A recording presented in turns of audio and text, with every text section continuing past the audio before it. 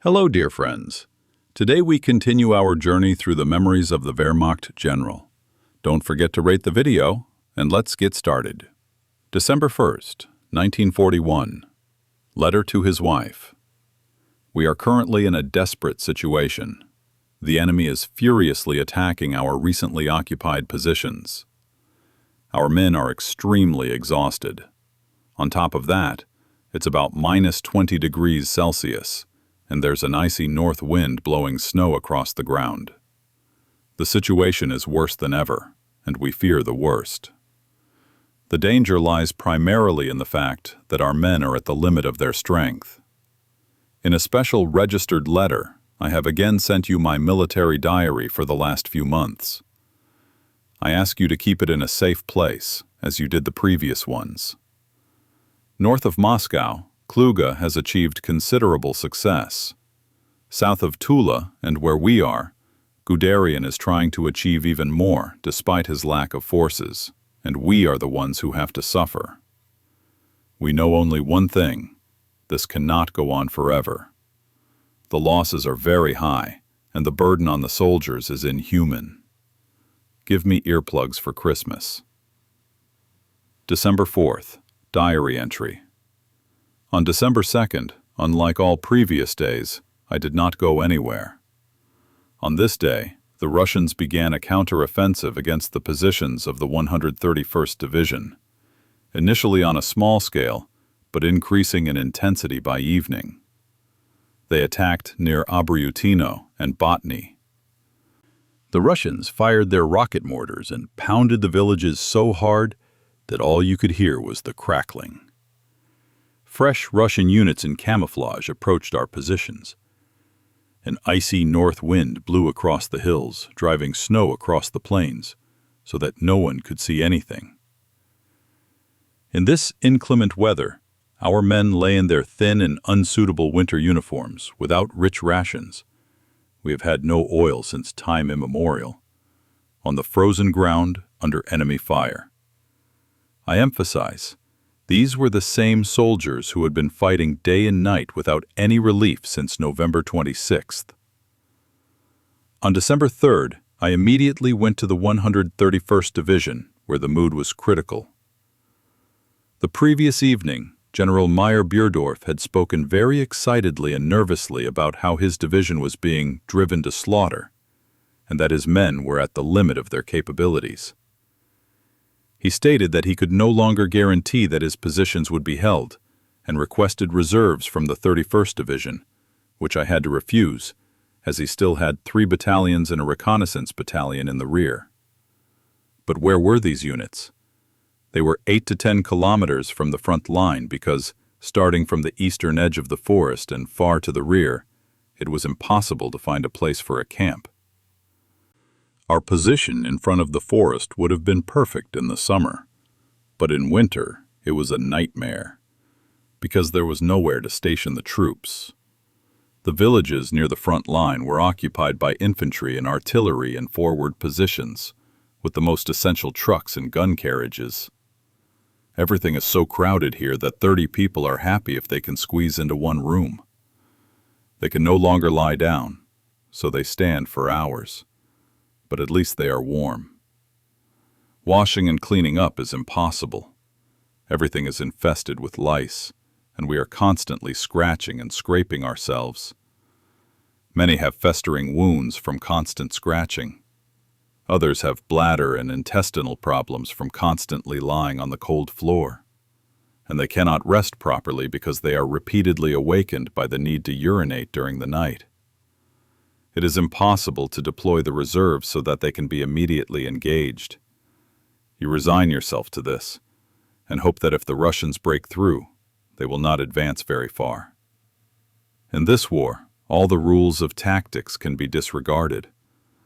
The battle is taking place on a scale that would have seemed unthinkable before. Positions stretching for kilometers have to be held by companies of 40 men. And all these guys are so frazzled and exhausted by the current conditions that everything hangs in the balance. Everywhere I hear 3 complaints. Why did the 2nd Tank Army order us to attack without making sure it could help us? And now we are shedding blood in vain. 635 casualties in the 131st Division since November 27th, including those who have fallen ill, which is unacceptable given our limited forces. Why are our boys getting marmalade instead of butter when fats are so necessary? Why are we being forced to fight in winter, requiring superhuman efforts from soldiers, without being provided with warm clothing? Does anyone even know what is going on here? One soldier told me, in Germany, people get lice. In Soviet Russia, lice get people. Another, when asked what his lice were doing, replied, "They change positions 20 times a day, General." In the 432nd Regiment in Danilovka, where I am traveling with General Meyer-Burdorf, I meet the regiment commander, Colonel Peters, who is usually cheerful but now is extremely agitated. Last night he barely repelled a Russian attack. Just this morning his northern battalion near Garyaanovo had great difficulty stopping the enemy. He is trembling all over as he tells me that it is all over. One more attack like that, and the regiment's positions will be breached. His men are exhausted. I can see that the knife is at our throats. I order a battalion from the Corps Reserve in Danilovka to be brought in for action here or near Ladarovo. Before I could even say this, they almost kissed me. Everyone's faces were beaming with happiness. The internal tension that could have led to an explosion was relieved. They rejoiced like children at Christmas. I continue on to Drescher's regiment. Russian rocket mortars were firing volleys and both our and enemy artillery were rumbling. Attack after attack was underway, and the regiment commander met me with tears in his eyes. Yesterday the company abandoned its position, and he lined them all up and asked how they could have let him down like that. And the soldiers began to cry. "We can't go on, Colonel."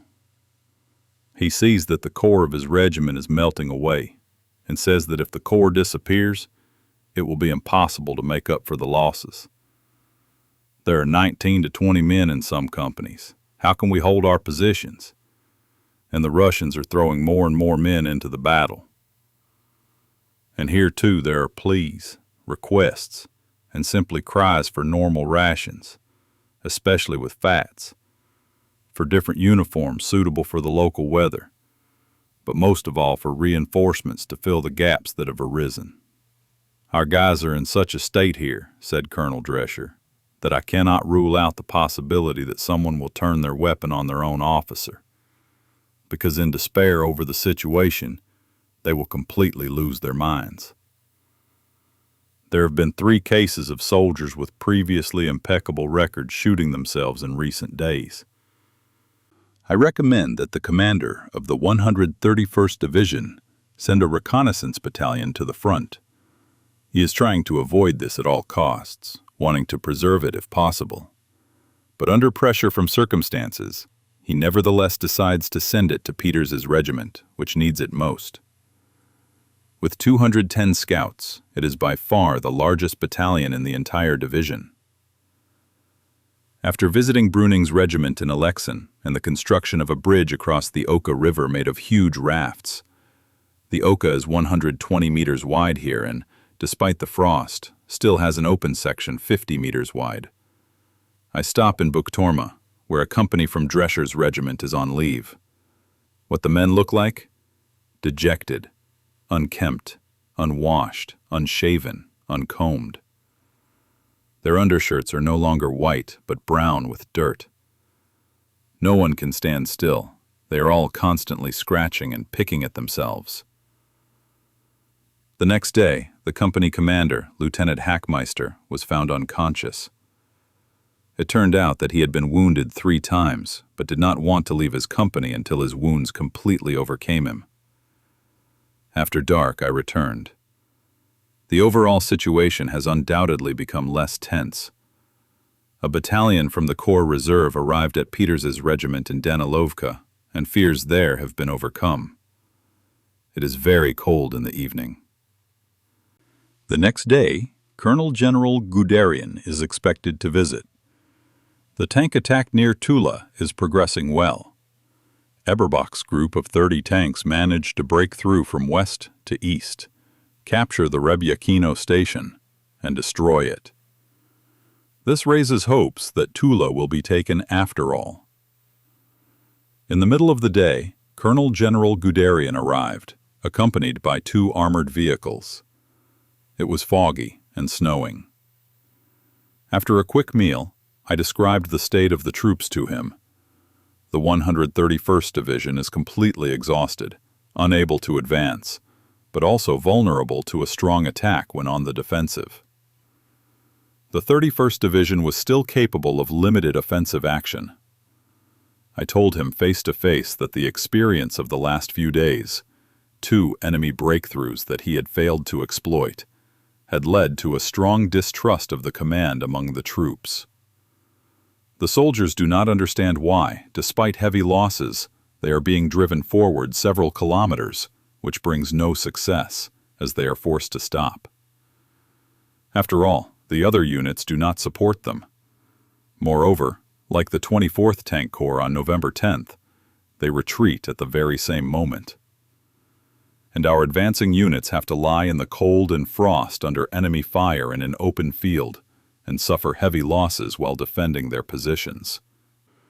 I emphasize that this is a completely unnecessary and senseless strain on the soldiers, the very problem that particularly weighs on us, and which is perceived by the ordinary soldier in a particularly negative and critical light.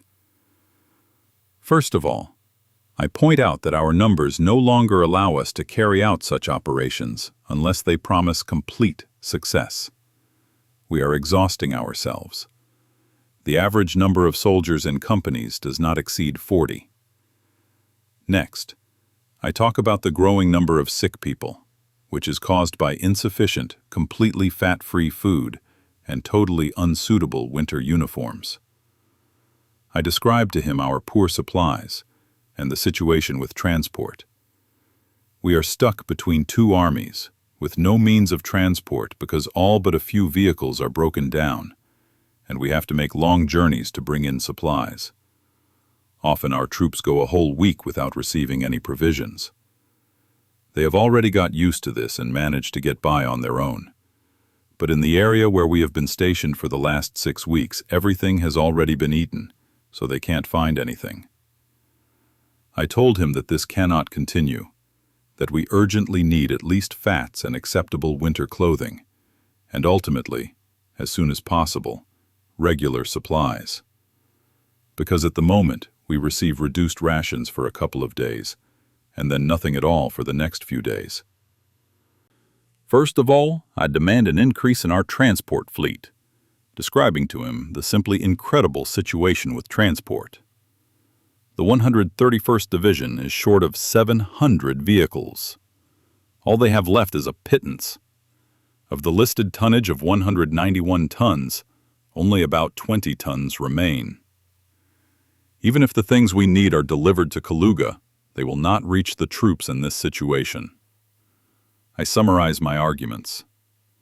First, deployment only when there is a possibility of a joint operation with other units of the tank army, when there is a high chance of success. Second, a fundamental change in the supply situation, especially with regard to fats. Third, finally, the provision of winter clothing that is suitable for the conditions in this country. The Colonel General replies that the situation everywhere is similar to the one I describe, and yet our supply situation was the worst, since no other corps was fighting with supplies in such a state as ours. And others are better off with winter uniforms, since the items intended for us were used by the Second Army after we transferred from it to the Second Tank Army. But the situation with manpower was as disastrous everywhere as it was with us, and the morale of the divisions had fallen to rock bottom everywhere. Therefore, Guderian flew to the Army Group Command and requested orders there, but his urgent requests were not met with understanding. And at the highest level, he was unable to obtain an order to suspend operations. The commander-in-chief of the land forces told him that the objective was impossible to hold in the long run. Finally, he received a verbal order from Field Marshal von Bock: finish the battle for Tula. Accordingly, he gave the order for a final attack, which was launched on December 1st by the 24th Tank Corps. At the last moment, he tried to postpone the attack in order to wait for the 296th Infantry Division, which had been reassigned to him. But the 24th Tank Corps replied that this was impossible. Its units were so cramped that they could not be left there for more than 24 hours. The weather is preventing this. So the attack was launched, and, to our delight, we managed to break through north of Tula. He hopes that we will soon be able to reach the Tula-Moscow highway. If this success is achieved, what assistance can the 43rd Corps provide? I replied, a limited offensive by the 31st Division, supported by the right flank of the 131st Division, with the aim of capturing the heights in the Kostrovo-Vashana sector. But that's all, not a step further. Even now, establishing an acceptable position there is fraught with great difficulties, because no one will dig into the ground under such conditions. Of course, if we reach this line, we will have an advantage in that we will be able to use Alexin and Tula with all their capabilities for our supplies. This should also greatly narrow our section of the front. Behind the front line, we will have larger and more suitable opportunities for quartering. In addition, we will capture the chain of hills separating Tula from Moscow, which provides good opportunities for defense. So, reaching the Kostrovo-Vashana line and from there further to the Venev area carries considerable advantages. We want to attack when the 296th Division arrives. Together with it, that is, no earlier than December 6th. The Army commander agrees with everything that has been said, including how the Corps wants to conduct an offensive on the right flank on Kostrovo through the Varfolomevo-Nikolinsky-Veselki line. The division commanders summoned by his order once again described the state of the troops. The 131st Division says that it is not capable of an offensive, but is ready to support it to a limited extent with its right flank. The 31st Division says, verbatim, the division is capable of conducting a limited offensive to the heights near Kostrovo. When the divisions report on the position of the tankers, he considers it possible to launch an offensive on December 6th. After a short break, during which we drink coffee, the division commanders leave. The Colonel General also wants to leave, but we hold him back. It is very foggy outside, with snowfall and strong winds, which will probably create snowdrifts. In this situation, a 7-hour night drive, with the risk of getting stuck in the snow, is impossible. It would be quite unpleasant, even though it is not too cold today. When I went in at 8 p.m. to pick up Guderian for dinner, he had just received fresh reports on the situation in the 24th Tank Corps. East of Tula, the offensive is slow but steady, and north of Tula, the 4th Tank Division, together with Eberbach's group, has reached the main road to Kostrovo. They themselves are stationed at the Revyakino station. The enemy is pressing them from the north. Eberbach has 30 tanks, which is not a particularly powerful force. We can confidently expect that they will attack him in the morning. And then I was asked, can you start the attack on the 5th instead of the 6th? I replied, given today's situation, we should try to prepare for the specified time. Since both regiments know their areas, it should work out. After negotiations with the division, I will change the date. I inform the commander of the 31st Division about the developments and instruct him to report to me by tomorrow morning the start time and the planned operation. Today, December 4th, in the morning, I am traveling with Guderian to the 31st Division. The morning is quite cloudy, with snow flurries. During the trip, the sky unexpectedly clears up. General Berthold has already spoken with the regimental commanders. Guderian asks him when he will begin the offensive.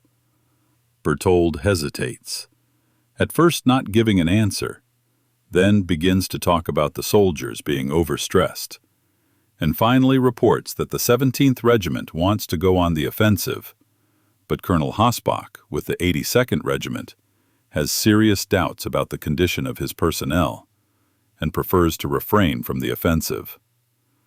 I say, but Hossbach has the least reason to talk about the soldiers being overstretched. He hasn't been in combat since October 6th. But the Colonel General interrupts me and shouts excitedly, "If you don't want to, then I order you to attack, Berthold." I cannot abandon the tanks on the road to their fate, and I will not do so. I take responsibility for the order. When will the division go on the offensive? General Berthold hesitates with his answer. I intervene between them. The offensive is complex, so the advance must take place at night. Until now, we have always attacked between 3:30 and 6 a.m.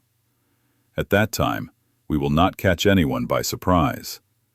This can only succeed if we move out at midnight. Such an early start to the attack will, hopefully, give us the opportunity to advance quite far in the direction of the tanks on that day. General Berthold is thinking it over, and Guderian is happy to support my proposal.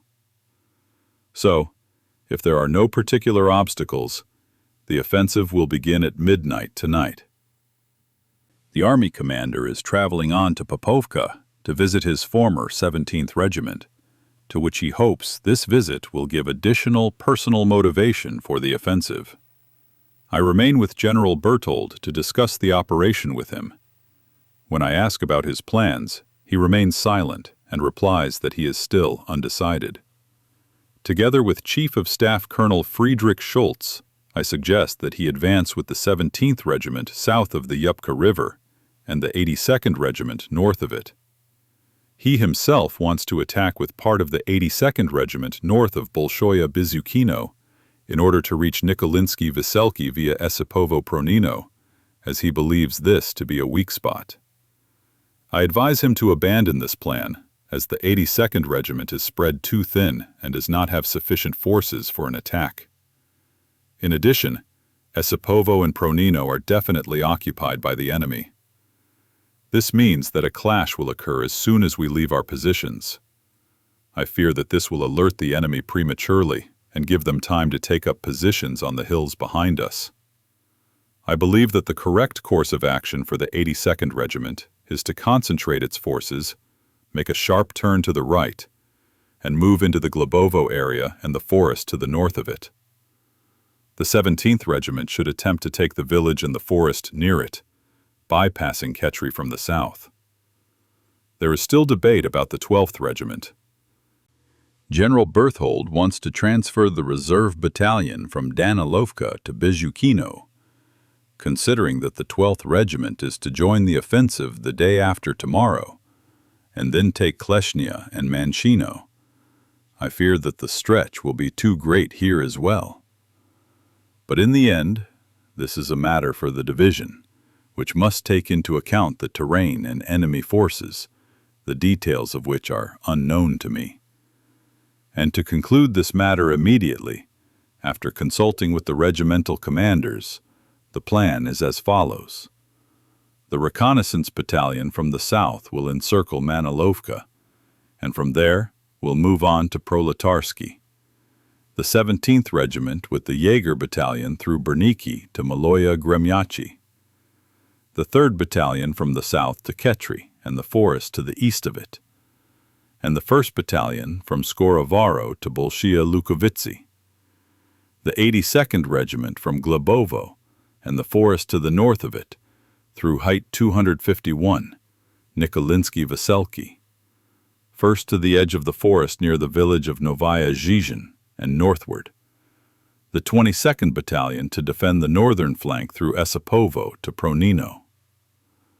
Unfortunately, the division can only support the offensive with 2 light artillery divisions and 2 heavy batteries. The 3rd Division must remain in the north with the 12th Regiment. The Corps transfers to the division the only available and mobile artillery unit, a battery of 10-centimeter guns. Departure at 1 o'clock in the morning. After lunch, I talk again with the commander after his return from the 17th Regiment.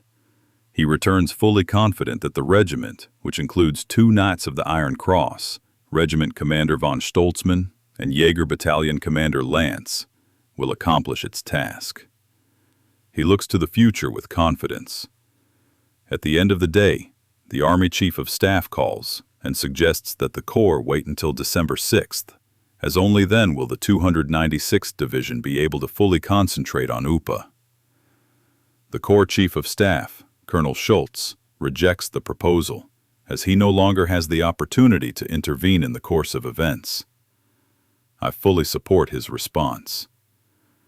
Colonel General Guderian is informed of this conversation on the way back to Odove. He rudely and excitedly rejects his Chief of Staff's proposal, according to our accompanying officer. Guderian says, "I have just moved the 43rd Corps. I cannot stop it again. The 296th Division must begin an attack at midnight from the forest northwest of Tula with the forces it has. Bring everyone else as soon as possible. The order remains in force." It's getting cold.